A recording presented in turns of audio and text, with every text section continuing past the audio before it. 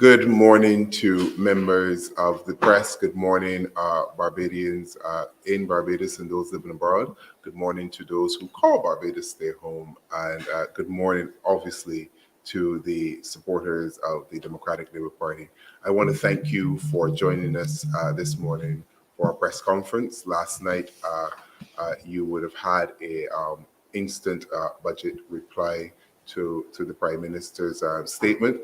That was the first of its kind, really, in history. I think the last time there was an instant reply to the budget, I believe, was Tom Adams and Barrow around the 1970s energy crisis, if I remember correctly. So that was something that we've not seen for a while in Barbados. And today we continued with the more traditional statement and analysis of the budget. What I would want to say to Barbadians and sort of repeat and add to what I said last night in my brief statement to the country is that this was a nothings budget. There was nothing to see here. There is no effect on the people of Barbados and their daily lives. If you were struggling yesterday, you're struggling today, and you will be struggling tomorrow. The effect of this budget has been negligible. It has not moved the meter of Barbados one iota, and it is almost laughable if it was not so tragic and it was not so sad and it was not so a situation that imperils Barbados that the budget talks about 2030 being for a mission development and Barbados to become a world-class society by 2030, when the actual contents of the budget does not allow for that, does not present that particular situation. To say I am disappointed would be an understatement. I don't even have a word that I can think of it right now in the dictionary, but this budget has been probably the worst budget that we've seen in Barbados in the history of budgets. And what makes the budget such a non-event and really not a budget? And I am actually looking forward probably later in the year when the Prime Minister and the Minister of Finance, if the Prime Minister and the Minister of Finance is still the Prime Minister and Minister of Finance, will deliver the real budget. Because I expect to see that we will have a proper budgetary and financial statement at some point later in the year, because this could not have been it. This had the contents, the tone, and the feel really of a throne speech or of an election. I can't even say it's an election manifesto, because manifestos have vision, manifestos have a sense of coherence, they have a sense of continuity, and they kind of map out where we're going. What we got here was a hodgepodge, haphazard kind of jigsaw puzzle of pieces that just don't fit together. And really, we have the appearance of a government in a hurry to move on to somewhere else, leaving the Barbadian people to carry this debt and to carry this weight. What I found interesting was the Prime Minister talked about passing the baton, and she did pass a baton of failure, a baton of debt, a baton of lost dreams and lost hopes for the last 5 years, and a baton of disappointment. Really, that is what we're left with. What I will want to do now is probably what the Prime Minister and the Minister of Finance failed to do, which was to actually give people the details and the numbers. I cannot believe, as a Minister of Finance and Prime Minister, you can get up and say, I'm not really going to deal with the numbers and deal with the economic and fiscal situation. Turn to the appendix. That's the point of a budget. If you're not going to do that, well, then you've not delivered a budget. You just delivered a rambling 4-hour, 5-hour statement, and none of us will get our lives back after that 5 hours. So let us attempt to do some of the work for the people of Barbados that should have been done last night, and try to bring some clarity, set out where we are as a country, because as I said before, if we're not clear where we are as a country, we cannot plan effectively for the future, because we're planning for something that doesn't exist. We're planning a fantasy plan.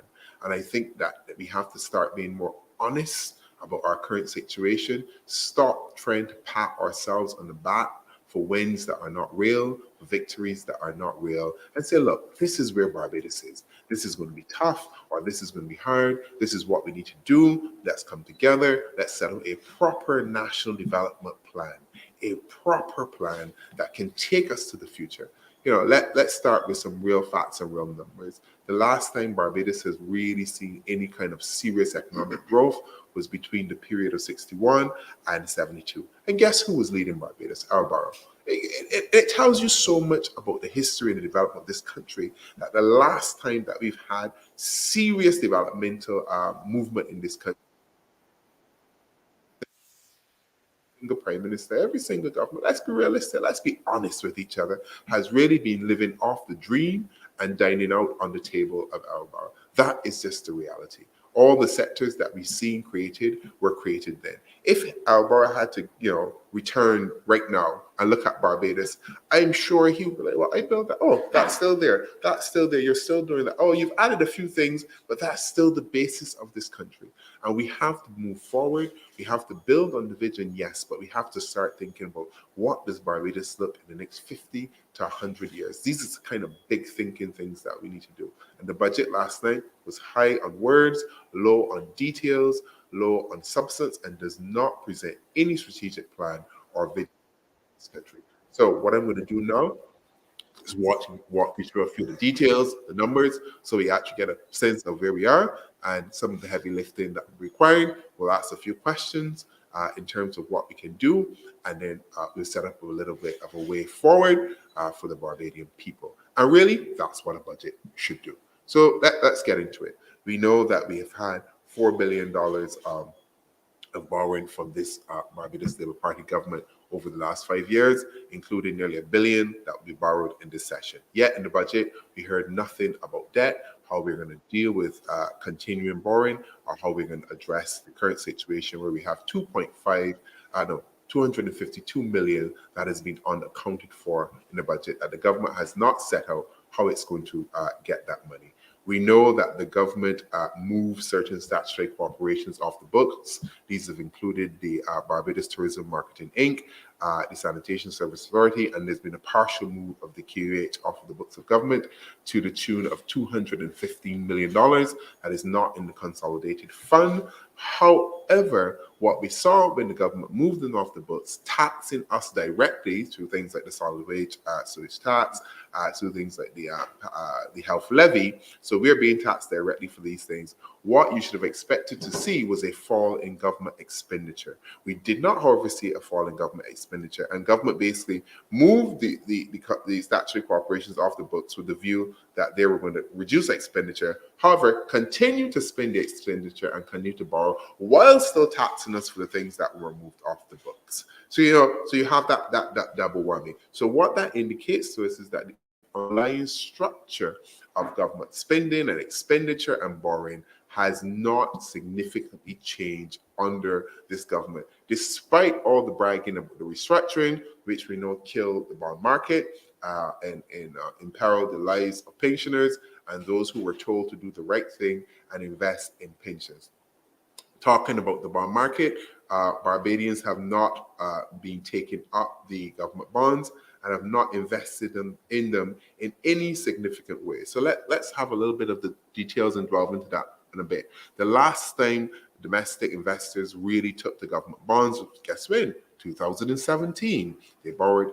The government was able to raise $1.3 billion. Since then, the government has raised $44 million in 2020, $148 million in 2021, $171 million in 2022. So it's going to look very difficult for the government to try to raise $252 million that they would have to raise in this particular cycle in the budget. You had Minister Strachan literally on his knees. I don't know how further he can get on his knees, begging Barbadians to take government bonds. None of the government persons and governments have told us how many bonds they've got. You had the former, now current central bank governor, former government advisor, talking about how confidence has returned to the bond market. What utter folly. Because if confidence had returned, Minister Strachan would be begging us to take the bonds. And we've got the numbers. We're not talking fantasy. You don't believe me? Go and read the reports. Look at the numbers. As I said, the last serious bond investment from Barbadians was in 2017. After the debt restructuring, Barbados has not been taking up bonds. So we fell from 1.3 billion. So in the last numbers we have here, 171 million. So The effect of this, it will be hard for the government to raise the additional money on the local bond market because people aren't taking bonds. I can understand why they're not, and I also will not be taking money. Not until the government demonstrates confidence and trust, and not just sweet and warm words. I don't want the sweet water. I want you to come and tell me what you're going to do, how you're going to have a return on my investment, and guarantee to me that you will not do what you did to me last time in terms of that restructuring that we've not been able to get over. We forget how hurt people are, how people have come into this office here. And the jokes, I got the notes here on my phone. If you don't believe me, I can show you. They've come into this office and cried, explaining how they cannot support their grandchildren, how they cannot help their families because they were trying to do good. Barbadians overseas who invested in these bonds with the hope then that they could retire around 60 to come back to build their houses, had to postpone retirement. These are real stories. These are the make-up stories. These are the effects of these things. So we have to start thinking about that. Furthermore, the Minister of Finance talked about economic growth. What economic growth? We've had a 10% economic growth, but let's go back a little bit. You always have to give things context.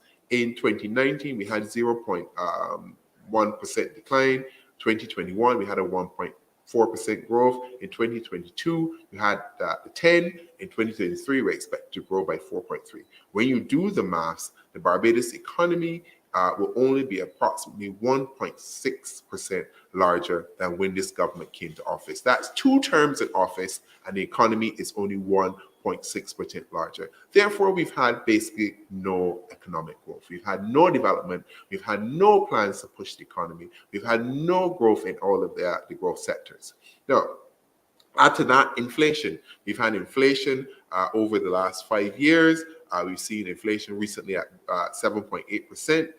The government recently in the budget talks also about a VAT cap to help fight and to deal with cost of living. We know VAT caps do not work. The IMF said it does not work and it's not a good idea. We've said it's not a good idea. Why are you continuing with it? What is the hubris? I just do not understand if the government does not listen, if it does not feel that it needs to listen, because we know the only effective way to bring down the cost of gas, guess what?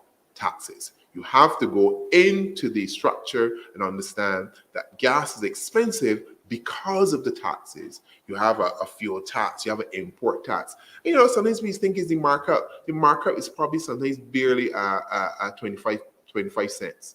So there's no big set of markup. It's the taxes that when you look at the structure of what make up the gas, that's why it's expensive. Capping the VAT does not help, and it's also not a very transparent way of bringing down costs so that we understand how the costs are brought down. Now, so that's part of the big picture. If the government wants to continue to borrow the IMF, and they say, okay, you're borrowing, that's fine. Okay, we get you got to borrow sometimes. But then what is happening with the borrowing? You've borrowed effectively $4 billion over the cycle of 2 administrations of this government, and we see no effects of it. You still have folks who are telling me in St. James, South, all over Barbados, garbage is not being collected for 2 to 3 weeks. So what happened with all the garbage trucks? The buses are off the road. They're not working. All of these issues, we still get the so-called sewage now pumping through in Bridgetown because the Bridgetown sewage project is not working. When you claim that you invested millions at the beginning of the cycle of your government to fix it. So these are the particular situations. You have the fact that tourism is down in the 2022 cycle by 40%. These are real stories. And even so, we've had a fall in arrivals of 15.8% compared to January in 2018. These are the numbers. These are the things that when you think of a budget, these are the issues that a Prime Minister and a Minister of Finance details to the country, explains the picture, and then says, you know what, this is what we need to do in order to close the budgetary gap, in order to create jobs, in order to create growth, in order to reform sectors. Not a set of wishy-washy, hodgepodge, nothings budget. Because that's what we get yesterday, nothings, literally nothings, and a waste of our time. The Prime Minister could have sit home or just read the last two pages of it and would have done all of us a courtesy instead of having to sit through nearly 5 hours of the budget. Now, furthermore, the budget showed a disconnect between BERT 2. There was no contextualization of the budget with BERT 2 and the fact that the government is supposed to be achieving the 2% surplus. So we have problems there. There was no talk about the NIS reform. There was no talk about the pension reform. There's no talk about education reform. There was no talk about the growth sectors, and there was no talk about agriculture. Think about this. Let's put this into real perspective. You spend $40 million on the sugar industry to generate $10 million in profits. Then you're going to come and tell Barbadian public, I want people to listen to this carefully. Then you're going to tell us, oh, I want to develop a new industry in film, and guess how much I'm going to invest in it? $2 million. But you're spending 40. Listen, honestly, when you sit and start thinking about this stuff is making hair grow. But you're going to spend $40 million on sugar to get 10, but you want to develop a new industry in film, which is $1 billion industry, and you're going to give them $2 million. $2 million to do what? How are you going to develop the industry? You cannot be serious. You cannot want growth. You cannot be serious about developing the film industry and pumping that kind of money. What is the return? What kind of returns can you get on $2 million? But then you spent 5 years telling us that you're going to end the subsidy for sugar, and you're going to use that money for other productive sectors. 5 years later, in fact, more than 5, because when you were in opposition, you were talking about this. So let me call it about 8. 8 years later, and we are still in the same position. What we got? Nothings. Every single thing is just nothing. And I do not understand. And this is a very serious point here now. Just segue from my speech now. This is a very serious point. I do not understand, and this is not to get into the mind of the government or its leadership.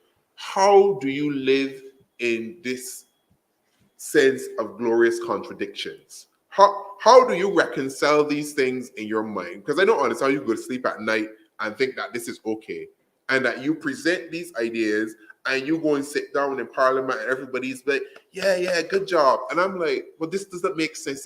This cannot be real, because you have to be living in some kind of alternate, parallel, some other universe except the real ones that Barbadians are living in. Except the fact that I have multiple messages on my phone telling me what to talk about. People say, Ronnie, you gotta talk about the fact that they cut the corporation tax from about 30% to 5%. That was wrong, but you can't cut the taxes for other people. Ronnie, you gotta talk about the fact that they forgive, they put the NIS in jeopardy because they write off the $1 billion. Somebody send me a message here, and I can read. No, let me get real, because sometimes people think politicians make these things up when they say, "Oh, the people reach out to me." Listen, could you ask Ronnie to speak up with 25% tax on plans, pension plans at maturity? It's unfair to pay taxes from employment to retirement. Tired of this going on. Wait, let me get another one here, because people might think that we making this up. Ronnie, you should talk about the corporation tax cut. That was not right. Look, all of these are messages that coming in, people sending us, telling us the things are hurting that they didn't see in the budget. Ronnie, some comments on the budget here. What happened with the Boss Plus program? The government was aiming to raise $200 million. Ronnie, given the decision to introduce new taxes, decision not to introduce new taxes, how is the government funding the almost $1 billion debt? Ronnie, what's going on with the BERT program too? What's going on with the retraining? The budget don't got the growth strategy. All of these are messages. People are concerned. You think that I talking this because I got a mouth and I want the Democratic Labour Party? We are doing this for the people. This is our job. This is our solemn duty. We've pledged to do this, and we will continue to do that. People are concerned. This budget has not addressed their concerns. It's a nothings budget. As I said, you will wake up, you will be in the same position that you were yesterday. Perhaps you might even be slightly worse, because nothing will move. Your hopes and your dreams have been dashed again, and you have this concept about how this is a 2030 budget and we're going to be in the future and punching above its weight. What punching above the weight? We are punching in the ground. The reality is, the Prime Minister is managing decline. And I sense that, and this is just a sense that, because In some ways, the Prime Minister may be on her way out if we're to believe her promise of only serving 2 terms, that she does not care.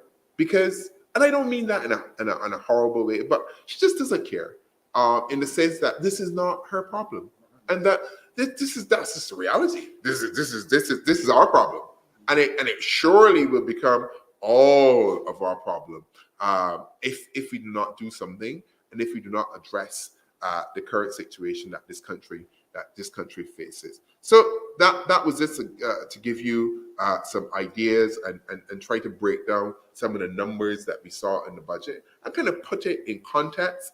And the reality is we've not moved any further forward in terms of the budget. What I will do now, I will invite some of my colleagues, and they can speak to some of their specific areas, and then after that, we'll open for questions from the media. So we can start with Mr. Walter Maloney, our representative on Labour.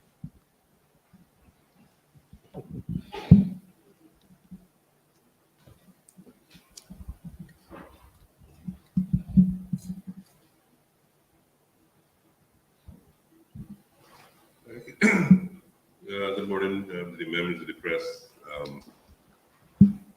And good morning to those of you who are in tune to this presentation, whether you're on island or off island. We welcome you to the Democratic Labour Party, where we will attempt to speak the truth, not attempt, we will speak to the truth as to what took place yesterday. I, like the president, am not really enthused with what I listened to. I waited with bated breath to see if there will have been any type of easement within the budget for persons who, especially workers in this country. And I know a lot of people who would have sat in their living rooms, persons who are retired, persons who would have been at work, persons who might have been at the sea listening in the car radio. They would have waited and listened to see what it is that was going to come forward in the budget that will make it a better tomorrow for them. I know persons who are retired listen to the budget, hoping and praying that this budget would have been providing jobs for their grandchildren, so that they will get it, even in being able to having to spend their hard-earned money to look after the grandchildren in these times.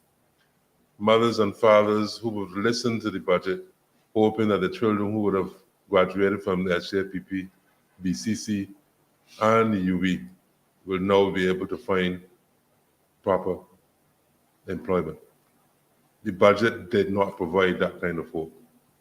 The budget did not provide any hope for those brothers and sisters who get up every morning at 5:30 and go to the bus stop and wait for public transport, only to get to work late and then have their monies deducted because of no fault of their own. The budget did not allay people's fears of going to the hospital or having to wait long hours. So really, you are not better off this morning than you were yesterday. The budget was supposed to give hope. The budget was supposed to tell you, with these measures being put in place, we are now seeing the light. There's no light. What we got yesterday was the thumping of a table because you have been given public service $1,500 more. But nobody said to you that the Prime Minister's allowance is $1,500 more per month. What would have been the essential thing to do, since we continue to talk about we are all this together, was to say to persons at the bottom who is really struggling, we understand your pain. And because we understand your pain, we would do what the Democratic Labour Party did when they were in power. The Democratic Labour Party took a pay cut. What the government should have said is, I am with you, so I will not take 10% increase in allowances to show solidarity with you. But no, we thumped the table. We thumped the table because we know that those 29 persons sitting in the House Assembly yesterday were way better off than those at the bottom in the public service and some of those who are in the middle. Because the $200 that they got in their hands yesterday as an increase is minimal to what the politicians sat down and agreed to. So we are not all in this together. The pain is real. The suffering is real. Yes, you got to increase. But let me be clear. The increase that you receive only means that you are able to buy an extra chicken to serve your brother and his family, or his sister and their family. There's nothing real about that. And so when I listen to the budget, and like the president said, we have been getting calls from yesterday. The pensioners are asking, I did not hear about the COLA. Will we be getting an increase? I did not hear when the negotiations were settled. I certainly did not hear the Prime Minister mention it at all. What the Prime Minister did mention is the tax band for persons who receive pensions will move from $40,000 to $45,000. I need to be clear. There are not many public servants who retire that receive more than $3,500 a month as a pension. So, and what I'm saying is that for those persons, they will see no increase because they will pay no taxes anyhow. So the majority of those people are not better off. And the ones who taxes will be reduced, they're going to be reduced by maybe what, $12 a month? $13 a month at the most? So there's no real benefit to them. Right? But we lauded over this. We thumped the table. And everybody was, yes. We are doing the correct and right thing. But at the end of the day, the question remains, are you better off today than you were yesterday? Will the bus be at the bus stop at 5:30 this morning and I will be able to get work for 8:30 and my wages will not be deducted? Can you get up this morning and look your daughter or your son in the eye who just graduated from this polytechnic, who just graduated from BCC, who would have graduated from UE and say, son, there's expectations for you. Mm-hmm. There is a job out there waiting for you. Mm-hmm. This budget has provided employment opportunities for you. Mm-hmm. Can we say that? The answer is no. The answer is no. So what in effect is happening is that the pressure continues to be felt on parents and grandparents and guardians because they still have to maintain those children. There's nothing to get up and shout about in this budget. And so when I hear people say, oh, it was a good budget because there was no increase in taxes, good grief, man. You really expect people that the Prime Minister to put on more taxes? The President is able to tell you that in the last 5 years, this government has imposed over 30 taxes on the backs of Barbadians. So how could you expect, why should we be looking to get more? What we were looking for was an easement of taxes. That would have made sense. Have you taken off some of the taxes, taken off some of the burdens on our backs? That would have made sense. Then that is one of the things we could jump up and say, yes, I'm thankful. But you placed it there. You did not remove them. And then you come up patting your back. You did something so grand and that we should be beholden to you. No, that's right. And then you talk about giving back people the money. You place retirees in this country on the poverty line and below the poverty line when you took away the monies that they bought in government paper. Almost 5 years later, you will come into them and say, we will give you $17,000. And in some cases, you will get back all the money. So I'm supposed to feel gladdened in heart about that.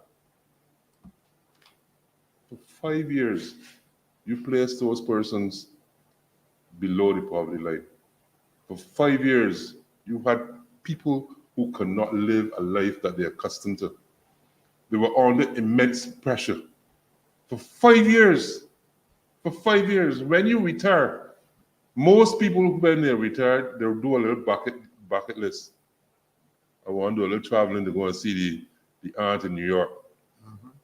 I want to go and see my sister that live in England for the last 50 years and I didn't see since. It's those little things. And then all of a sudden you realize it is impossible because you don't have the money to do it. I don't have the money to do it.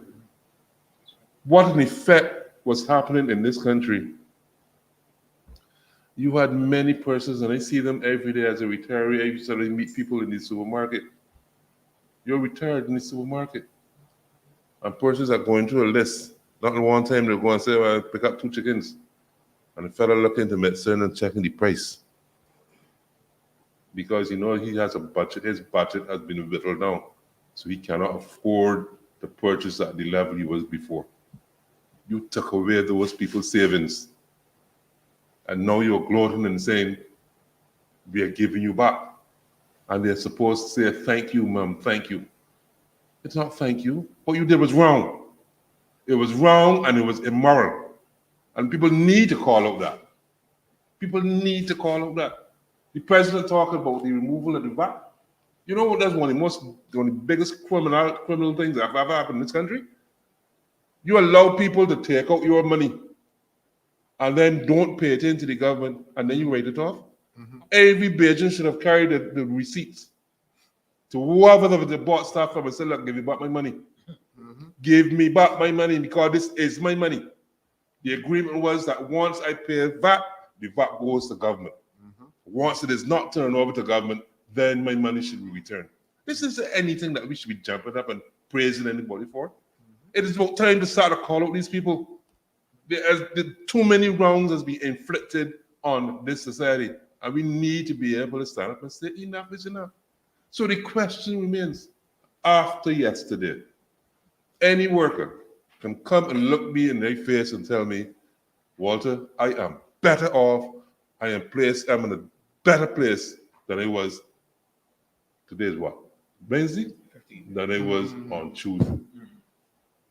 That's all I want to hear. If any one of you can come and say to me, I'm in a better place today than I was yesterday, then I would give way and say, yes, we had a budget that allows persons to feel that there is a matter of growth in this country, that once again they're part of this society, and it makes sense that they can look their children in the face and say, yes, you did what was asked of you, and so here is your reward. There is a job waiting on you. Instead of a job waiting on you, what they're doing? They're bringing people into the public service who already retired and giving them short-term contracts. And you have young people out there, young qualified people who want work, but they're not being granted work because you have introduced this thing called a contract into the public service, and now you are abusing it. And we said so before. We warned you. It was not only about persons at the top, but we warned you that once this thing started, there will be no pulling back. And we are seeing now persons who have retired in the public service are asking, once you wear a red shirt, of course, you are asked to come back and work. And work in the same ministry you just left, when persons could have been promoted up into those positions and then allow other persons to come into the department. No, you're not doing that. You're still satisfying those persons who you think should drink from the trough. What we had yesterday was nothing to shout about. What we had yesterday was promises. Nothing. And that's it.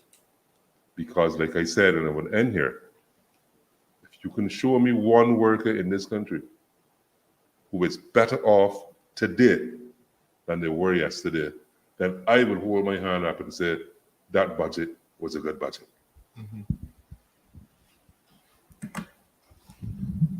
Thank you very much. Thank you very much for that, Walter. As we said, a nothing's budget. I'll hand over to Melissa, our education rep, just to make a few short comments in relation to education and some of the issues that came up in the budget to that. Thank you for handing over to me, but what issues came up? There was nothing. So I just think my job here is over. We can move on to the next person. As we said earlier, and it was said over and over, so there's not much for me to say. There was nothing. There was nothing on education reform that would be dealt with later, way later. Then we know that budget was coming up. What's the problem? We've been going over this over and over and over, and we keep putting it back. But as I continue to say, education is the way forward. We don't know this. This was known for a long time. So if we continue to say, in the budget I went through yesterday, and I see two places where education, well, the word education was mentioned, but again, nothing was said about it except the word. And to say we are planting trees for our future and the unborn children of Barbados and blah, blah, blah, where are we planting these trees?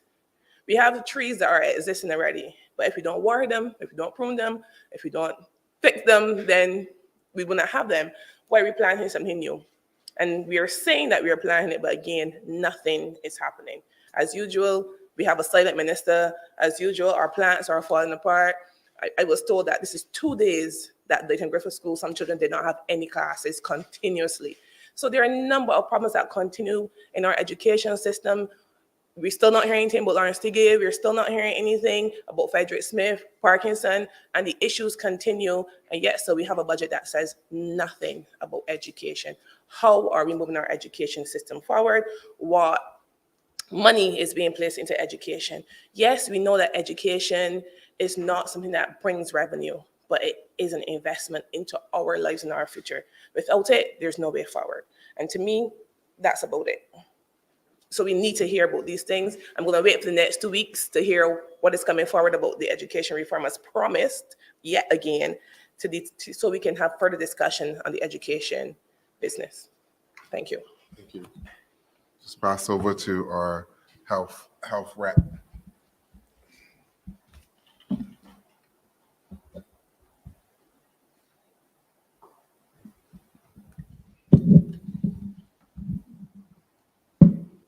Good morning again. We are in a situation where a lot of time was spent, making a lot of utterances as usual yesterday. It's unfortunate, but like we're seeing a lot of deficits and a lot of promises.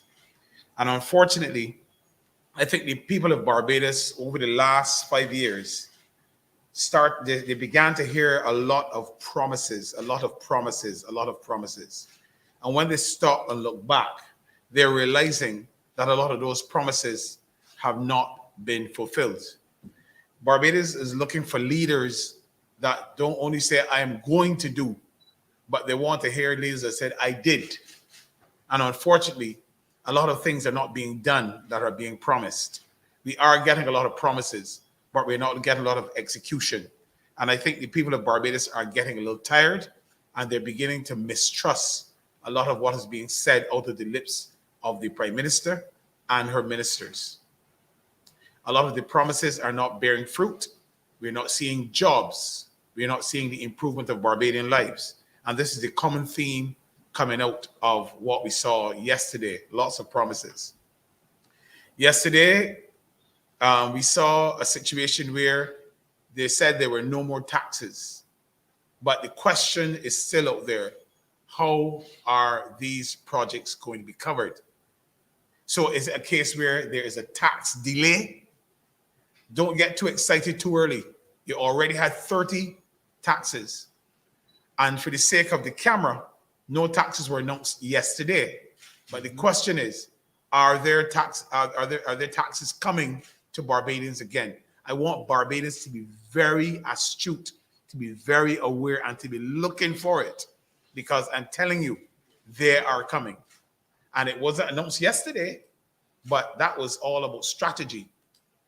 I want you to note that taxes will come to cover the gaps that they have, because really and truly, the practice of raising revenue to run the country is by the government dipping their hands into the Barbadian pockets and getting the money.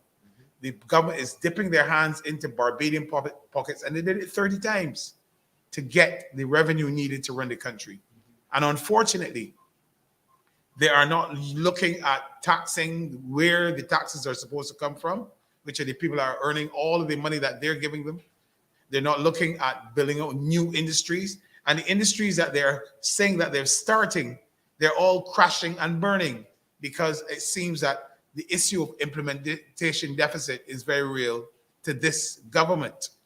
When you take the projects to their furthest logical end, you're realizing that they are fizzling out and not doing very well. I want to take you now to the project, the Civic Center, that was discussed in the budget or mentioned in the budget. You know that there was very little, if any, discussion with the people of Sandy Lane, the persons in Sunset Crest, the fisher folk in Prospect and Paynes Bay, and the surrounding area. People do not know what impact that project will have on them and their livelihoods and their access to the post office, to the police station, and so on. Right? I mean, I think they really should be building a polyclinic and so on. But the reality is that no proper conversations have been had with the citizens of St. James Central regarding the matter of removing the Civic Center and moving it over to Frederick Smith School. And this is the disrespect that this government has been showing to Barbadians with the move of the Civic Center, with the issue of the ID card, with the issue of the Constitution and Republic. A republic is about the people. And we're having a situation where no consideration is being given to the voice of the people. They don't care what you think. Even though they say they're going around, there's a lot of platitudes that we're observing. The real issues are not being addressed. A gentleman asked about the cost of a CAT scan machine, a CAT scan being done from $200 to $1,250. And you know what? Those issues are not being addressed because someone raised the price of that CAT scan, and it's not easy to raise the price in government for such a procedure. It has to be done or given, instruction has to be given from somewhere, and it came from somewhere. And so that is not being addressed. And these are things that we want the government to be looking at. Unfortunately, in Prospect, Paynes Bay, Redmonds Village, Bagatelle, there are a lot of persons that are choosing to move back home because this budget doesn't offer any relief to them. And they can no longer pay some of the bills. They can no longer pay their rents. They can no longer pay their car payments. And so they have to give up. So Barbadians are giving up. They're giving up plane trips. They're giving up cruises. They're giving up a lot, right? Because of the heavy taxation and the lack of revenue coming from alternate sources to people's pockets. And this is one of the things that that was not addressed in this budget. It is a tremendous concern. The fisher folk in St. James and on the West Coast are still under pressure with the environmental constraints that is being placed on them, where they are being limited to where they can fish and where they can ply their trade that they have done for centuries. And that's how they took care of their families. And unfortunately, these are things that we need to continue to look at. Barbados for Barbadians. Barbadians for the rest of the world, but particularly Barbadians for Barbados. We hear about Joe's River and the Teacup location in St. Joseph. We realize, that issue was not even addressed in any fulminant way. The reality is that the Prime Minister is the Minister of Town and Country Planning and is responsible for approving all projects on the coast. That is her remit. And the permission, therefore, was given by the Prime Minister for that project. And she has been silent on the project, just saying that we're not taking away Barbadians' right to access the beaches. But the reality is that if you give approval to such a project, it must be that there must be boundaries and constraints that must be given to a builder to know that the persons in St. Joseph must still have access. They have many childhood memories, many relational memories from those environments, and it must not be taken away from them. So the same thing is happening at the Civic Center in Holt Town, right? That is a historic part of Barbados. And without consideration to the people of Whole Town that grew up there on the beaches up there, you mean you're going to just take it away and drop a hotel there? Yeah. Has any environmental impact studies been done? Has there even been a tender for that location? I have not seen a tender for the disposal of that property to anybody. I have not seen any documentation. I have not seen any tenders in the paper. We don't even know who the bidders are. And the question is, what type of process was used to dispose of that property of the Civic Center? It must be transparent. And this is something that the Democratic Party is calling for, more transparency when it comes to these issues of disposal of national properties and so on. I want to land the plane on the matter of the QEH and its budget. Now, $135 million is being given to do new capital investment projects. Now, they're going to be using the land where the QEH is to secure a loan. You already have a deficit, which you cannot cover, but you're expecting the QEH to secure funds to do capital works projects and so on. The question is being asked, how are these loans going to be repaid? And the other question is the government looking to have Barbadians pay for medical services in Barbados? That is still something behind the curtain that we haven't seen yet, because that question has not been answered and is not being answered.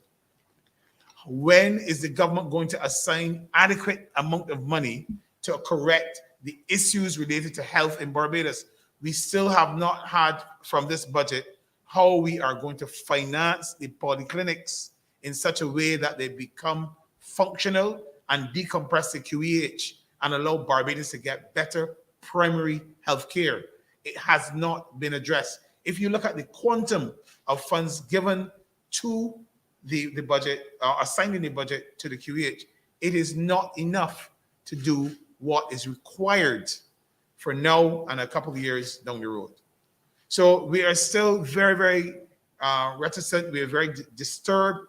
We are not understanding. It's confusing what was presented yesterday because it is not making sense to Barbadians. When you take it to its furthest logical end, you cannot achieve the objectives set with the monies given.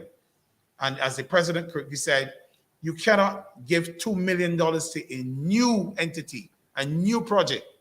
Look at how much it costs to build the hospital in St. Lucie, right? And you're only giving $2 million to arts. To me, that's an insult to the artists. It is an insult to the artists and the professionals in Barbados to say that you're going to look at the orange economy and only look at giving them $2 million. It is an insult to be giving nursing just 7 additional positions in health, nurse practitioners, when there is such a great demand in that space for nurses and nurse practitioners. And I'm saying to us, we as Barbadians are supposed to be intelligent people, and we are. And because we are, we know that what is being put on the table makes no sense. So really and truly, this government and the ministers need to go and come again and get to work. Because if they don't know what they're doing, give us a job and let us do it, continue doing what we were doing before. An excellent job. People can eat, people can pay their bills, people can get on with their lives and look at raising and taking care of their families in a way that is manageable. People only want to be able to manage their families, the thing that matters most to them. Yes? And so this is what a budget is to be about. This is what leadership is to be about. This is what running a country is to be about.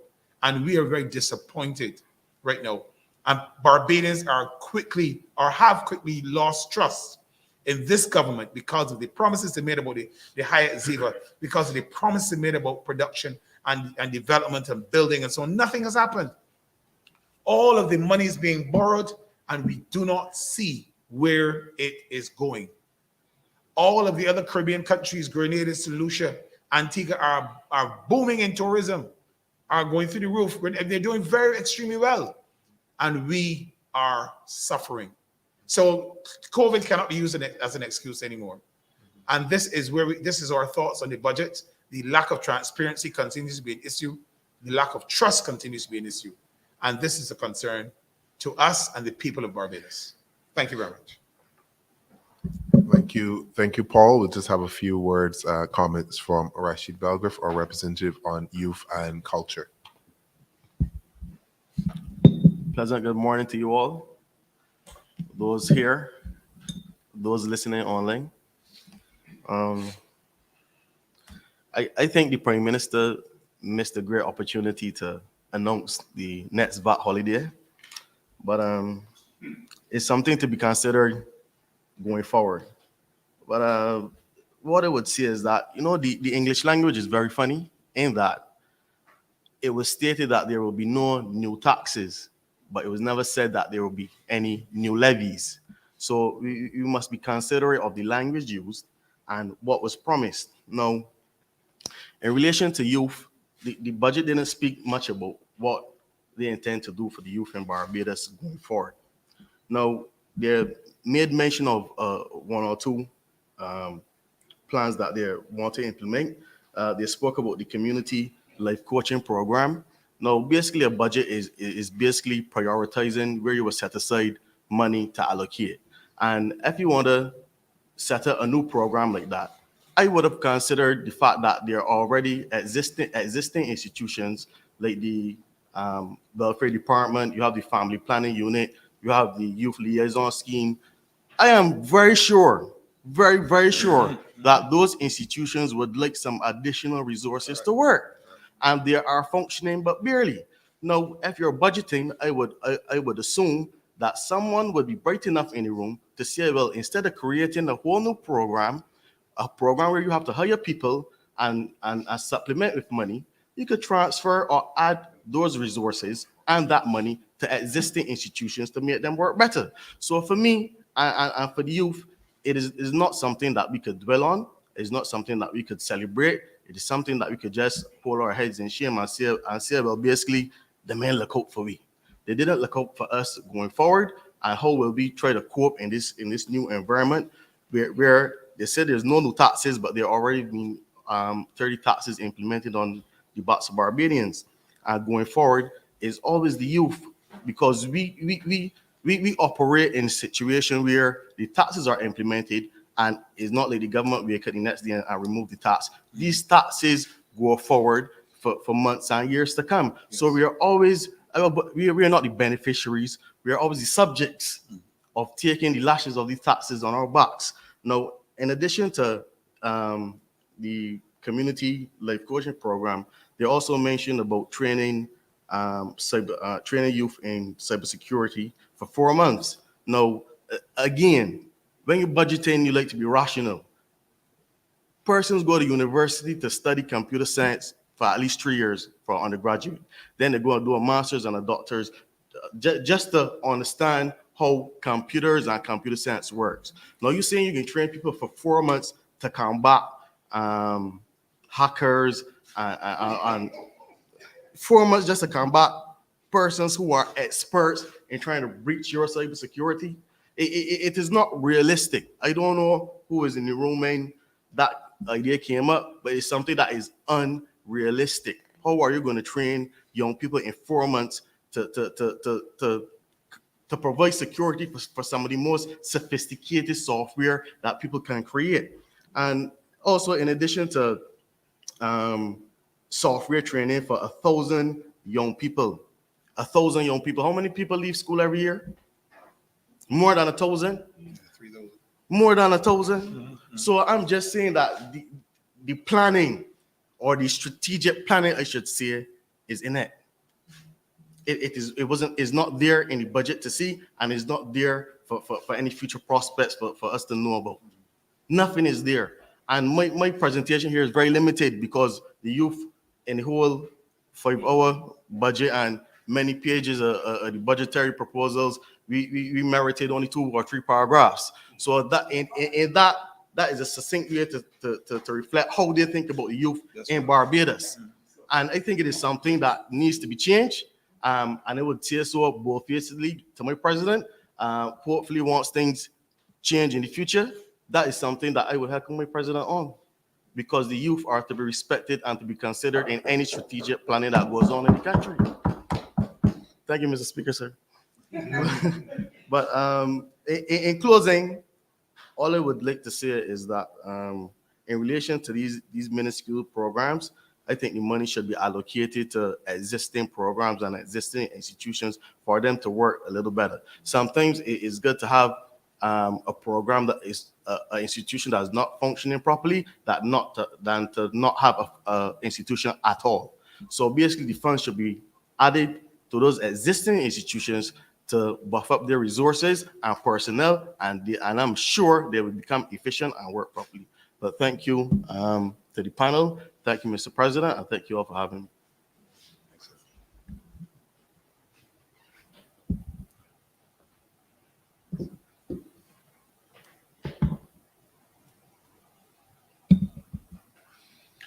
So what we really had, therefore, in the budget was 120 pages, 5 hours of talking, that misguided Barbadians. As we said, no one is better off from this budget. The struggle that you had yesterday, the struggle that you would have today, is the struggle that you would have tomorrow.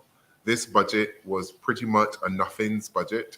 And I just want to leave you with a few more points to drill down on. The Prime Minister talked about creating an industrial park, but does the Barbados Industrial Development Corporation already have an industrial park? And it goes to the point that our representative on youth, Rashid, was making. Why are we not using and looking at beefing up and focus on existing institutions instead of always trying to create something to grab a headline? Still, it's not financed properly. And it ends up not adding to the situations. You know, they talked about nurses and providing a loan scheme for nurses to buy a car. That is really great.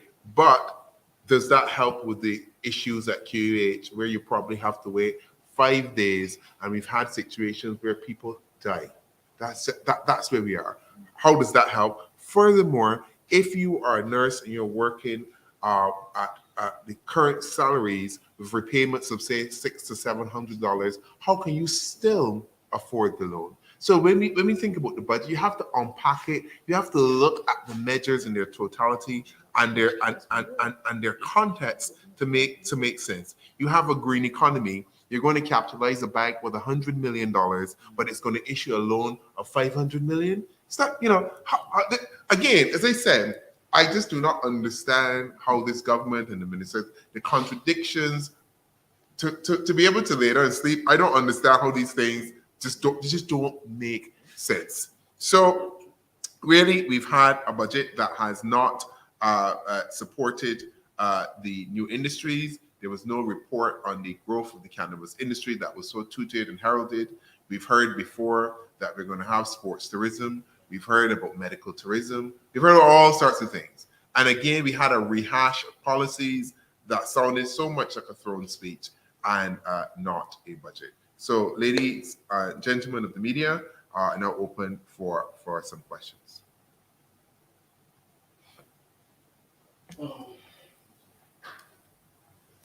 Yes,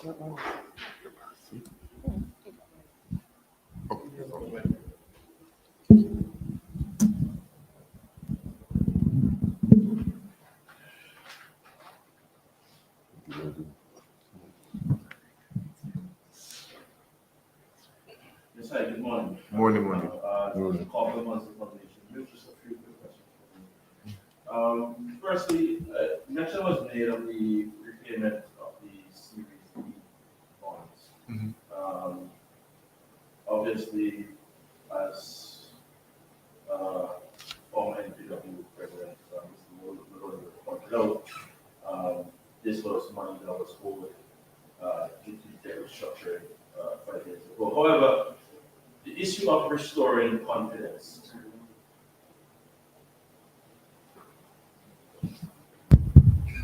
All right, silly me. Should I start over? Okay, right. The issue of restoring confidence. Do you think that this move of restoring those of paying those bonds move the needle in terms of restoring confidence to the domestic debt market? I don't think so. What I think it amounts to is really an attempt by the government to switch debt. And what they're trying to do is to probably make money available for the government treasury bills to be rolled up probably in the next couple of months or over the course of this government. But I don't see how that returns the kind of confidence that we would expect. What we would have to do, there would have to be some promise perhaps of a slight rate, a raise in the amounts that you would get back on the bonds, one, and then there would have to be some kind of commitment from the government over a period of time during that repayment that they will not cut, they would not engage in the kind of restructuring practice to cut the hairline cuts that we had that pretty much destroyed and wiped out people's savings in these bonds. So I don't think what they did, like I can see what they're trying to do, and I understand the question, I get it, but I don't think that it will get us where we need to. And it will probably take another government cycle before we get the kind of confidence back in Barbados bonds that we used to have. As I said, the last big investment in bonds was 2017, and we've gone from about 1.3 billion to a paltry 44 million or so. So nobody's really buying bonds, and they've stopped buying them, and this is what, this has been about 5 years now. So it will probably take maybe another cycle before we get that trust back in to bonds, because people did the right thing, but they were punished. Just to get this soundbite correct as well, I heard you and several of the panelists alluding to this, that the likelihood that there's another shoe to drop as it relates to maybe the taxes coming later on. Is that what essentially you're saying, that basically, yes, there are no new taxes in this current budget, but Barbadians need to brace for taxes later on, or new measures, new levies later on within this fiscal year? Let's put it. I think it's interesting, and politics can be a funny thing. You had the Democratic Labour Party, you had respected economists, so this is not just independent person saying, look, there is a gap of about 252 million to close. You have to find some way to close it. There was a chorus of voices on this. And what we saw in the budget, really, I would put money on it, that the budget was rewritten literally overnight to try to score a cheap political point to not prove the pundits correct. And that's what happened. So that the headline could read, I can tell you what happened. So this is the room. I can imagine the Prime Minister over there, the advisor there, probably Mr. Prasad on one side. They probably have probably a representative or maybe the governor on speed dial waiting. And they're like, what headline do we want tomorrow? No new taxes, because that's the counter to the UE professors, the Democratic Labour Party, the man on the street, and every sensible person who read the economic situation and recognized, well, you've got a gap. How do you fill? There are only a couple of ways. You either have to tax, you got to borrow, or you got to grow. You can't. The Barbados economy is not going to produce and grow and give us $300 million overnight and fall off the back of a truck. So right now, what we had was a budget to try to respond to those people so that the headline could be proven wrong.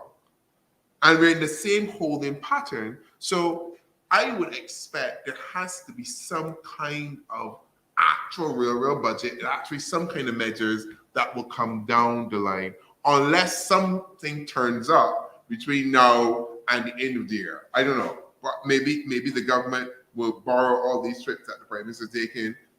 Maybe she's come back from France with some additional money.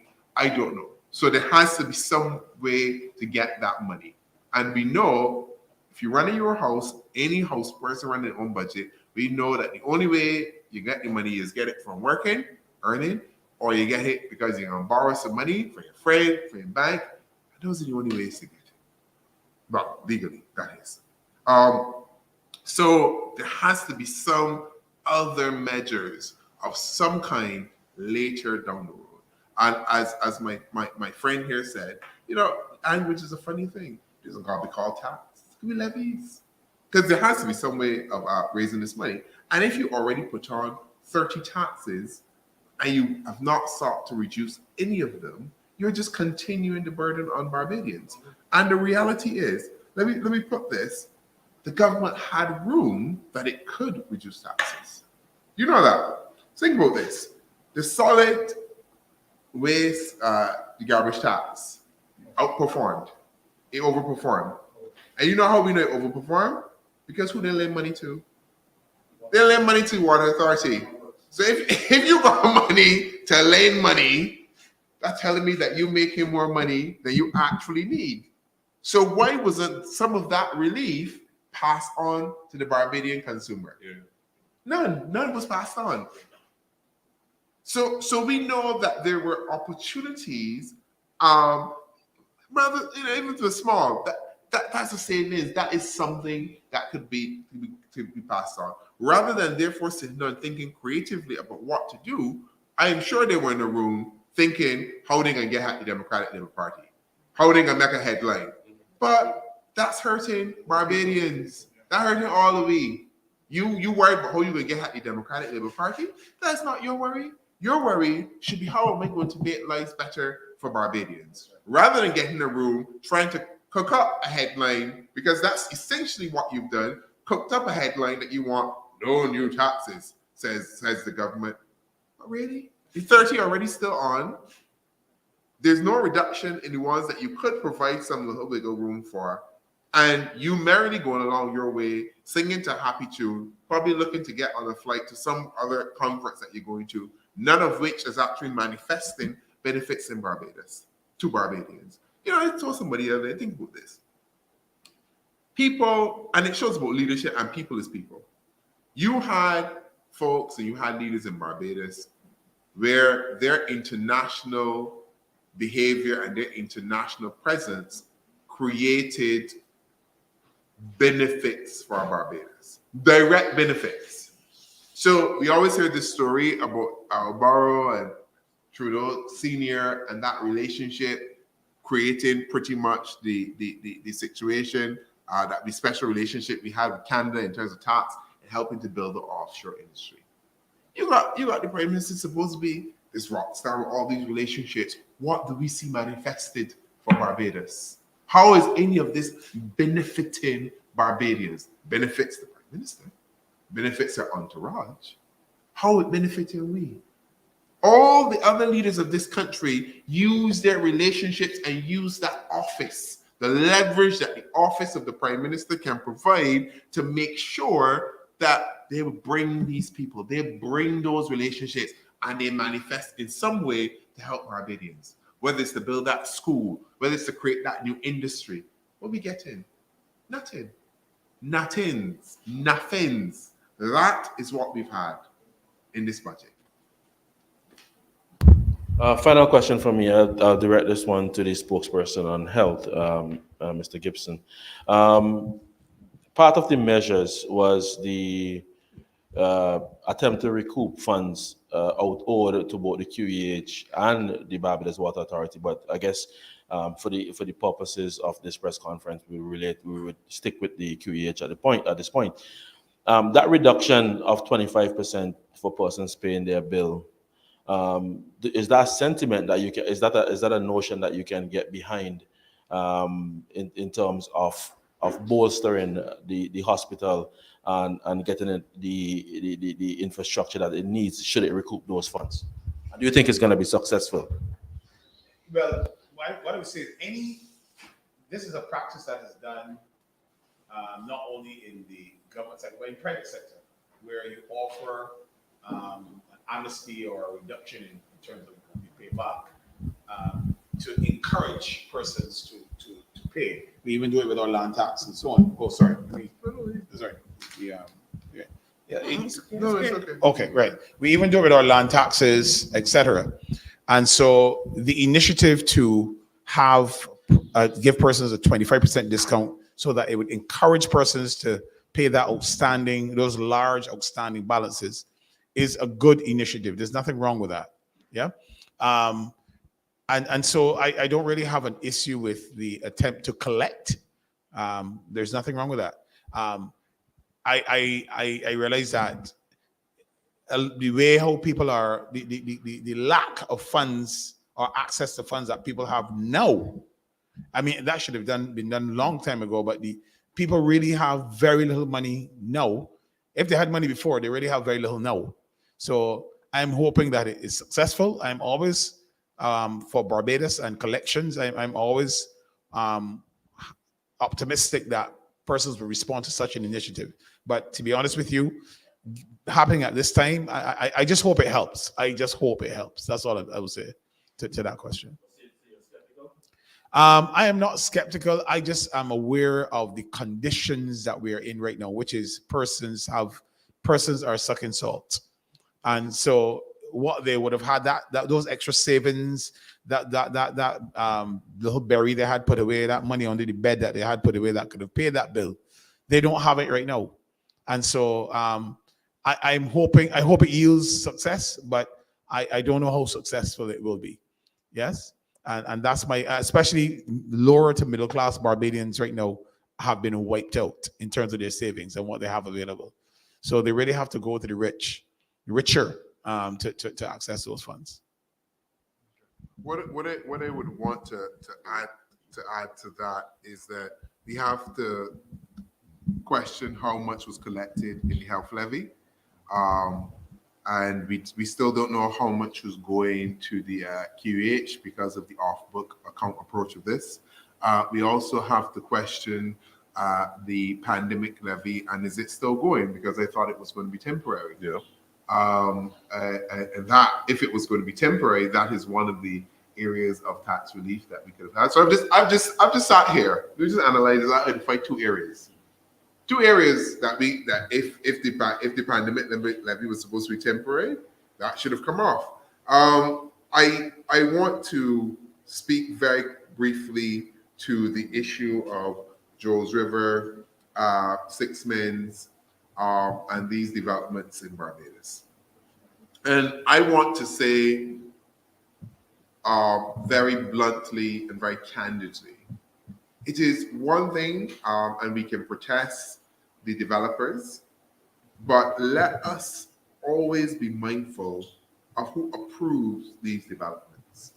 The Joes River development, the guy did not just start building on his own.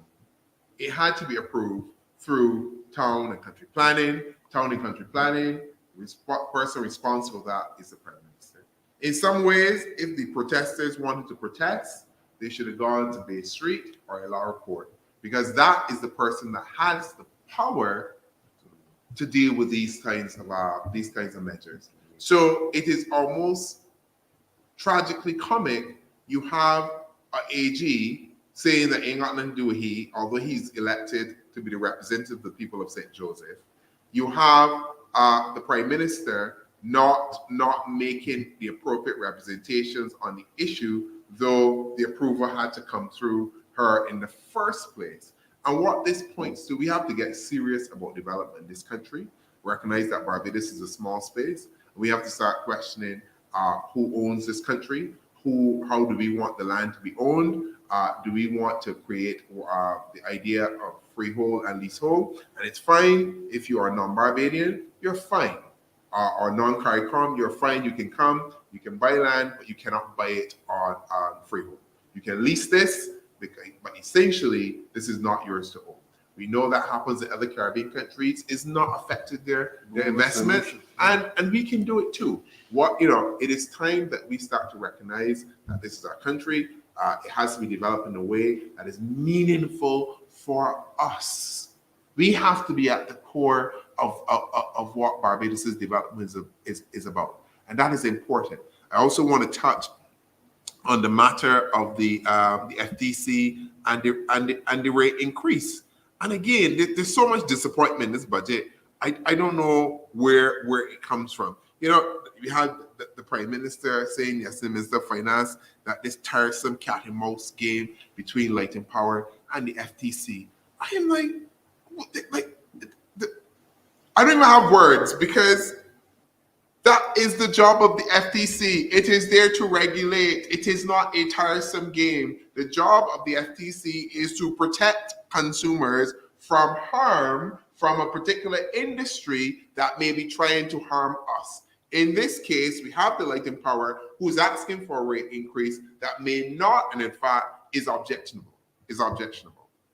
So how is it a tiresome cat and mouse game when they're just trying to do the best to protect us consumers, and the interveners that we have in the form of Tricia Watson and David Simpson are doing the best to protect the consumers? How is this some game that is tired and cat and mouse?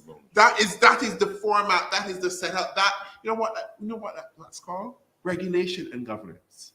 In a game, that's just it. That's how this works. If you don't like what's going on, you can say, I don't like what's going on. But the reality is you are part of the mix that created the situation. It is a job of the FTC to regulate the electric company. It is a job and it's the right of the interveners to stand up on behalf of consumers and say, we do not want this rate increase. You were given the ability to upgrade your plants years ago. You used that money to put in profits, and now you're coming back to ask us for more money to do the same thing. No. Simple. Before you go on, Mr. Maloney, just a quick thing on the pandemic levy. Isn't that automatically supposed to end March 31st this year? Yeah, it's supposed to, Yeah. but I don't know if we heard anything on it. So I'm just mindful with this government. You don't seem to hear things, or so I'm being serious. On a normal situation, I probably wouldn't question it. I would expect, but when the trust is broken, and it's been broken on so many other things, it's probably best to ask: is the pandemic levy coming to an end? So we get a affirmative yes or no, rather than it just sauntering on, and then come April, we're still paying pandemic levy. So I don't put anything past the government at this point, because you break my trust on the bonds, you break my trust on the ID, you break my trust with the disappointing budget, the nothing's budget, and you continue. So I just like to ask questions. I just like to be clear. Thank you, Mr. President.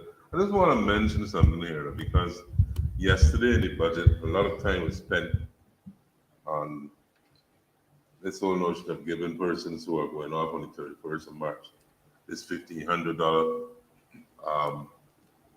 payment. And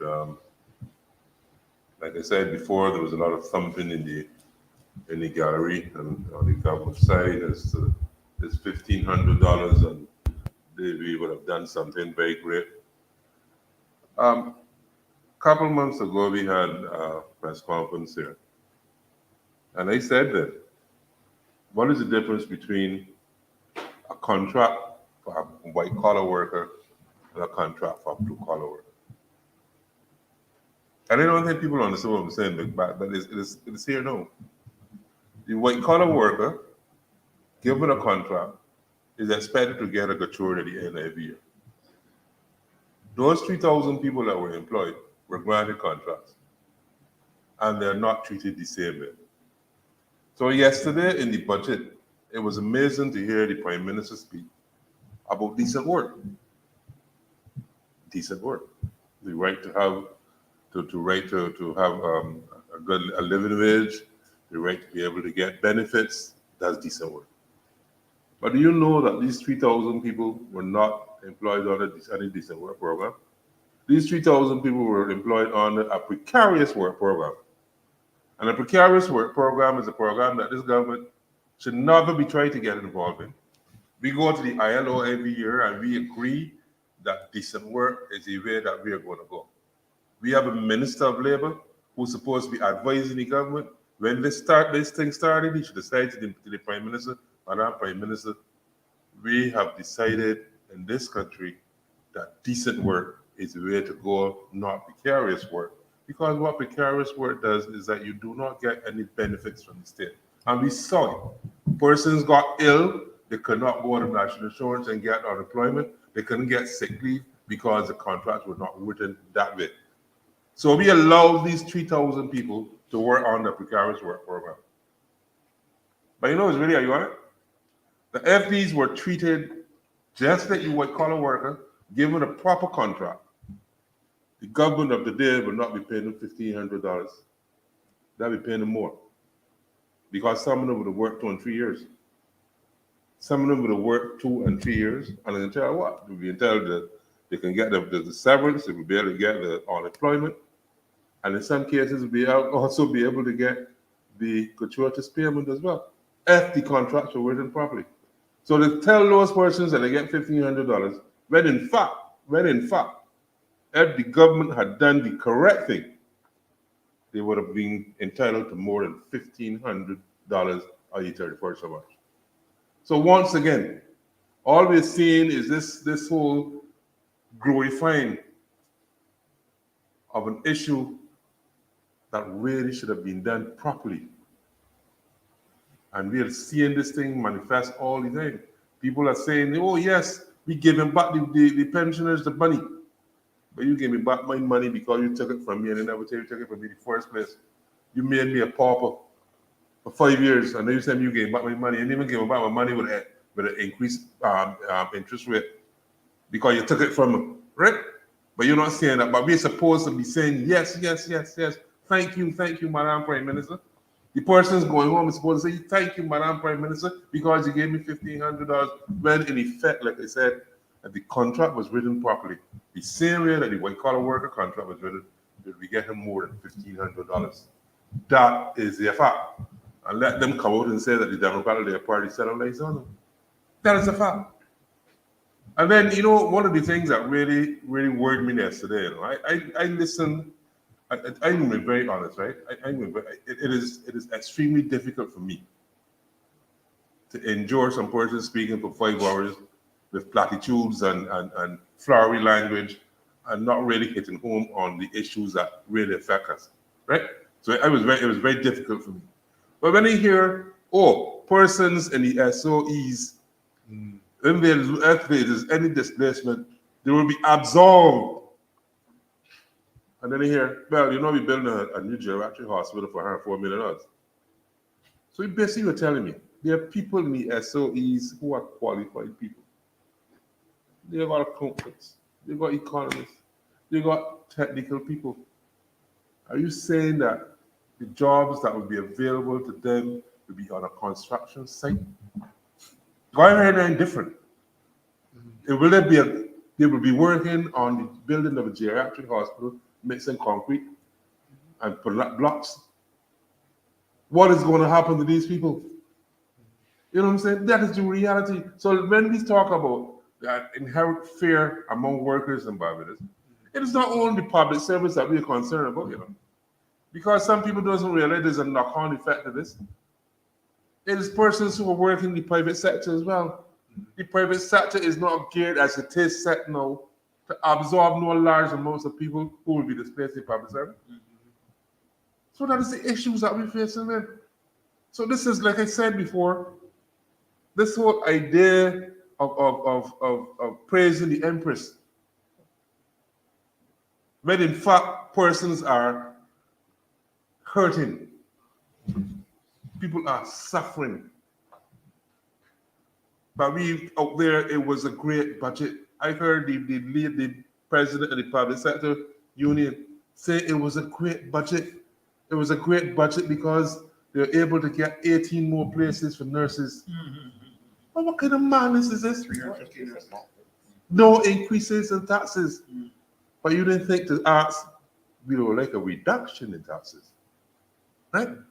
There's no discussion on pension reform that's going to inform your members. Nothing so. There's no discussion on national insurance reform, which is not only going to be to be looking at the public sector, but that also has repercussions for the private sector. There's no discussion on it. But yet we are hearing a great budget because there's no taxes. Somebody took me your money and give you back 5 years later. It's a great budget because I'm thankful they give me back. I like to give people this analogy, you know. When I was a little boy at 8 years old, my mother sent me down to the fish market in Bay Street. And whilst I was coming up with the fish, I came through by St. Paul's, the cat wall by St. Paul's. And when I looked down, I saw a 50-cent piece. I don't know what I mean, boy, I know it was a 50-cent piece. And they took it home. And they said, Mama, I just found this 50-cent piece down by the church wall. And my mother looked at me and said, but did you lose it? I said, no, I'm on my phone. She said, no, yeah. Go and carry it back and put it back where you find it, because whoever lost it might be down there looking for it. That's the same thing that you did to those people. You took away the money. You took away the savings. You placed them in a precarious position because they cannot afford now to look after the grandchildren because of the promise of grandchildren. That's not when you retire. That is one thing grandparents just do. And as a grandparent, I know the children big. So you tell yourself, you see me, I can put a little something. My little granddaughter, when she get a little bigger, that she get a little thing and to start the rain with. You got all that got wiped out. So you come back yesterday, 5 years after, and tell me, oh, we get 17,000. And some people, the only find it strange, George, she said $17,000 and some persons will be given full. You didn't find that strange? Ask yourself what that means. That there are people, the persons who invested more than $17,000 will be getting full, or is it people who would have invested less than $17,000 that will be getting full? We only got 5,000 or 3,000 or something. Think about it. Why you get that? Why you say 17,000 and give some people 17 and some people will get full? Well, that tells me the people who invested more than that, they're getting all the money. And it's only people at the bottom who would have invested small amounts of it that will get all the money. So that is I mean, we can sit here and go on for a whole day. A whole day. The president rightly said, though, we can discuss the budget. We can find the fissures within the budget. But this country really need is to find solutions that has not been placed in the budget. And the Democratic Labour Party is expressed by the president there, so is saying to Barbados that this party recognize what the solutions are. Recognize what the solutions are. We talk all over our face about this problem and we're fixing it. We're not fixing it. We are not fixing it. And like I said before, I know persons who in the private sector get up every morning in St. Andrew and go at the bus stop at 5:30 to catch a bus to get to work at 8. And then they get to work at 9:30. The wages are cut, but because they're coming in late. That is no fault of theirs.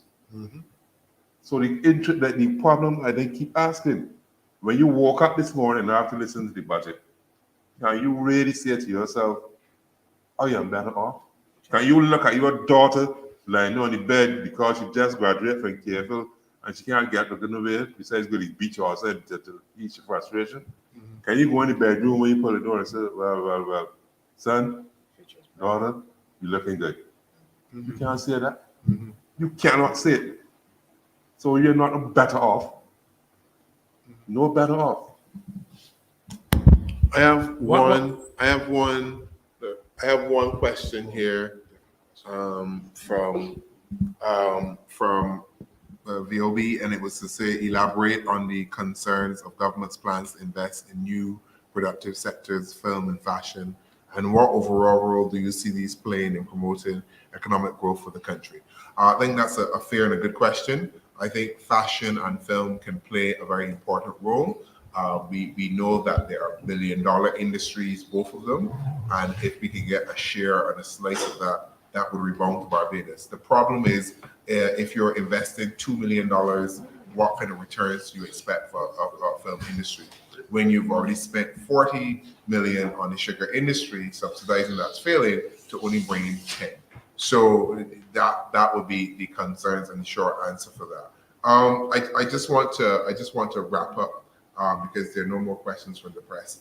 And I want to say really that we are just disappointed. I want to emphasize that this was basically a nothings budget. There was nothing to see here, and to hammer home that point that your lives are pretty much the same as they were before and after this budget. So the struggles the hardships, the things that Barbadians are going through. I read some of the text messages of people, the questions that I should ask, the things that I should say that were coming into us. People are still bearing the brunt and the pain of the austerity of this current government. And it has not been eased by this budget. I want to thank you all for tuning in. I don't believe that any other further questions from the media. I want to thank you all for tuning in to our budget analysis, and we will continue to engage with you throughout the week. If you have any comments or feedback or other questions for us, feel free, wherever you see us on social media, WhatsApp, calling, so that we can start to voice and elaborate on your concerns to the government. So thank you very much all, and have a great day.